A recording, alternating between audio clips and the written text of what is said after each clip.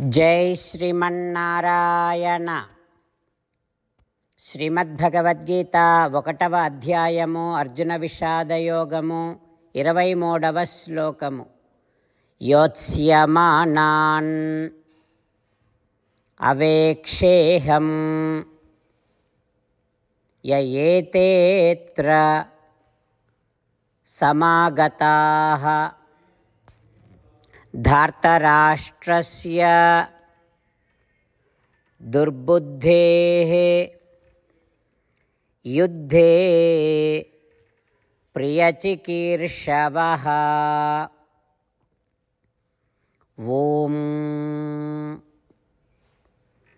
అర్జునుడు శ్రీకృష్ణ భగవానుడిని ఈ రకంగా అడుగుతూ ఉన్నాడు. కృష్ణ, దుష్టచిత్తుడైనటువంటి దుర్యోధనుడికి మంచి చేయాలి అనేటటువంటి కోరికతో యుద్ధం చేయటం కోసం వచ్చినటువంటి వీరపురుషులను అందరినీ ఒక్కసారిగా చూడాలని ఉంది. అందుకని నా రథాన్ని 2 సేనల మధ్యలో ఆపి ఉంచు, ఈ భీష్మాదులందరినీ నేను చూస్తా అని అర్జునుడు అడుగుతూ ఉన్నాడు శ్రీకృష్ణ భగవానుడిని. ఈ శ్లోకము ద్వారా మనము గమనించి పాటించవలసినటువంటి విషయం, చెడ్డ పనులు చేసేటటువంటి వారికి, అధర్మంగా ప్రవర్తించేటటువంటి వారికి ఎంతమంది అండగా ఉన్నా వారిని చూసి భయపడకుండా ఉందాం, వారిని ఎదిరించడానికి వెనకాడకుండా ఉందాం. యోత్స్యమానాన్ అవేక్షేహం యయేతేత్ర సమాగతాః ధార్తరాష్ట్రస్య దుర్బుద్ధేః యుద్ధే ప్రియచికీర్షవః. ఓం.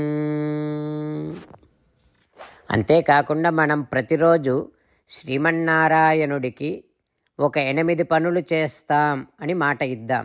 ఎందుకంటే శ్రీకృష్ణ భగవానుడు 18వ అధ్యాయములో 65 నుండి 70వ శ్లోకాల ద్వారా శ్రీమద్భగవద్గీత అంతటికీ సారభూతముగా మనకు 8 పనులు చేయమని చెప్పాడు. అలా చేస్తే చాలు, నేను మిమ్మల్ని అన్ని విధాలుగా రక్షిస్తా అని ప్రమాణపూర్వకముగా ప్రతిజ్ఞ కూడా చేశాడు. అందుకని శ్రీమద్భగవద్గీతను అంతటినీ విన్న తర్వాత అర్జునుడు కూడా చివరకు కరిష్యే వచనం తవ, కృష్ణ నువ్వు చెప్పినట్టే చేస్తా అని అన్నాడు. కనుకనే భగవానుడు అర్జునుడికి అన్ని విధాల విజయాన్ని అందించాడు. మనం కూడా ప్రతిరోజు శ్రీమన్నారాయణుడికి ఆ రకంగానే మాట ఇద్దాం. 8 పనులు చేస్తాం అని మనము మాట ఇస్తే అది అష్టాక్షరీ మహామంత్ర జపము చేసినటువంటి ఫలితాన్ని మనకు ప్రతిరోజు ఇస్తుంది. ఇట్లా మాట ఇవ్వటం కంటే గొప్ప పూజ, యజ్ఞము, తపస్సు మరొక్కటి లేనే లేదు. అందుకని నేను అంటూ ఉంటాను, మీరు మనస్సులో భావిస్తూ ఉండండి. ఈ రకంగా మనము మాట ఇస్తూ ఉంటే శ్రీకృష్ణ భగవానుడి ముఖారవిందములో కలిగేటటువంటి ఆనందాన్ని మనం ప్రతిరోజు దర్శిద్దాం, ఆస్వాదిద్దాం. జై శ్రీమన్నారాయణ. హో శ్రీమన్నారాయణ, నువ్వు చెయ్యమన్నట్టే నేను నిన్నే సంతతము ధ్యానము చేస్తూ ఉంటా. హో శ్రీమన్నారాయణ, నువ్వు చెప్పినట్టే నేను నీ భక్తుడిగానే ఉంటా. హో శ్రీమన్నారాయణ, నువ్వు చెయ్యమన్నట్టే నేను నా విధులను, కర్తవ్యాలను నీ సేవగా, నీ తృప్తి కోసమనే సక్రమంగా నిర్వర్తిస్తూ ఉంటా. హో శ్రీమన్నారాయణ, నువ్వు చెప్పినట్టే నేను నీవాడిని అనే మహావిశ్వాసముతో నీకే నమస్కరిస్తూ ఉంటా. హో శ్రీమన్నారాయణ, మామేకం శరణం వ్రజ, నన్ను ఒక్కడిని మాత్రమే శరణు వేడుకో అని నువ్వే అన్నావు కనుక నేను నిన్ను ఒక్కడిని మాత్రమే శరణు వేడుకుంటా. హో శ్రీమన్నారాయణ, మా శుచః, ఇక దుఃఖించకు అని నువ్వే నాకు భరోసా ఇస్తున్నావు కనుక నేను ఇక దుఃఖించను. హో శ్రీమన్నారాయణ, నువ్వు చెప్పినట్టే నువ్వు నా కోసమని అనుగ్రహించినటువంటి శ్రీమద్భగవద్గీతను ప్రతిరోజు కనీసము 1 శ్లోకాన్నైనా జ్ఞాపకం చేసుకుంటూ శ్రీమద్భగవద్గీతను అనుసంధానము చేస్తూ ఉంటా. ఓ శ్రీమన్నారాయణ, నువ్వు చెప్పినట్టే, నువ్వందరి కోసమని చెప్పినటువంటి శ్రీమద్భగవద్గీతను తెలియని భక్తులందరికీ తెలియచేసే నా వంతు ప్రయత్నాన్ని నేను నిరంతరము కొనసాగిస్తూనే ఉంటా.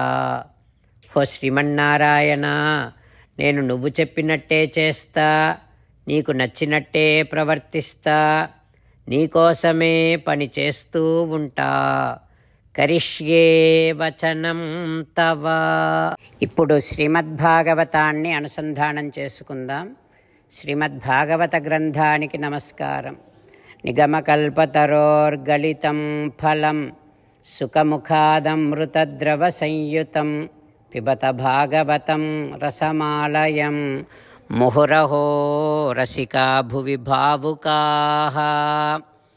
శ్రీసుఖయోగీంద్రుల వారికి నమస్కారం.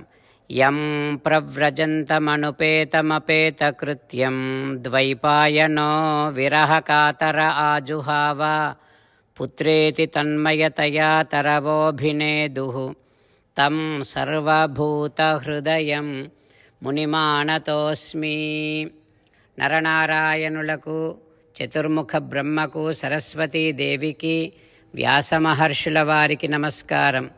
నారాయణం నమస్కృత్య నరం చైవ నరోత్తమం దేవీం సరస్వతీం వ్యాసం తతో జయం ఉదీరయేత్.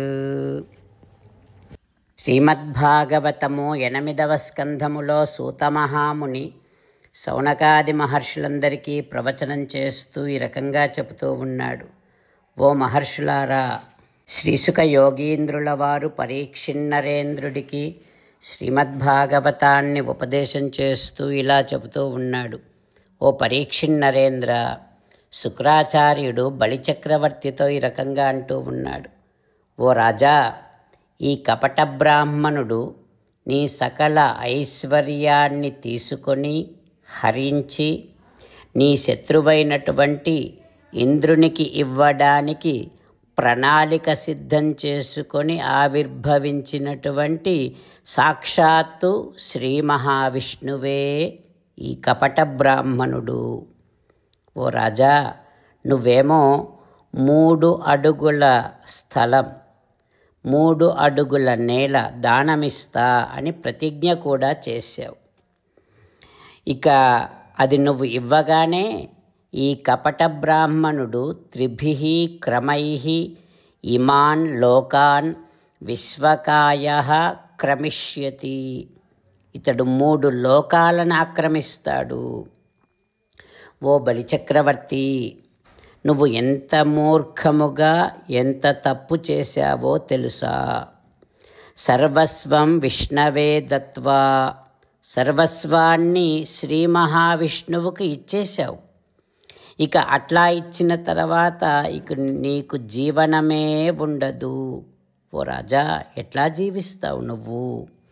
మొనసి జగములెల్ల 3 పాదంబులన్ అఖిల కాయుడగుచు ఆక్రమించు. ఓ రాజా, నువ్వు ఒక్కసారి జలధారలతో దానాన్ని సమర్పించగానే ఈ కపట బ్రాహ్మణుడు, ఈ మాయావి అయినటువంటి శ్రీ మహావిష్ణువు ఈ లోకాలన్నింటినీ తన దేహముతో, పరిమితే లేనటువంటి, ఒక హద్దు అంటూ లేనటువంటి తన దివ్యమైనటువంటి దేహముతో మొత్తం అన్ని లోకాలను ఆక్రమిస్తాడు రాజా. ఇక అప్పుడు నువ్వు ఎట్లా బ్రతుకుతావు రాజా అంటూ శుక్రాచార్యుల వారు బలిచక్రవర్తితో అంటూ ఉన్నాడు. ఆ తర్వాత ఏం జరుగుతుందో రేపు తెలుసుకుందాం. ఓం శ్రీకృష్ణ పరబ్రహ్మణే నమః. ఓం అస్మద్గురుభ్యో నమః. ముకుందమాల. కృష్ణో రక్షతు నో జగత్రయగురుః కృష్ణం నమస్యామ్యహం. కృష్ణేనామరశత్రవో వినిహతాః కృష్ణాయ తస్మై నమః. కృష్ణాదేవ సముత్థితం జగదిదం కృష్ణస్య దాసోऽస్మ్యహం. कृष्णे तिष्ठति विश्वमेतदखिलं हे कृष्ण संरक्ष माम्. శ్రీమద్భగవద్గీత 1వ అధ్యాయము 23వ శ్లోకము. యోత్స్యమానాన్ అవేక్షేహం యయేతేత్ర సమాగతాః ధార్తరాష్ట్రస్య దుర్బుద్ధేః యుద్ధే ప్రియచికీర్షవః. యోత్స్యమానానవేక్షేహం యయేతేత్ర సమాగతాః ధార్తరాష్ట్రస్య దుర్బుద్ధేః యుద్ధే ప్రియచికీర్షవః. శ్రీమన్నారాయణ కరిష్యే వచనం తవ. సర్వం శ్రీకృష్ణార్పణమస్తు. జై శ్రీమన్నారాయణ.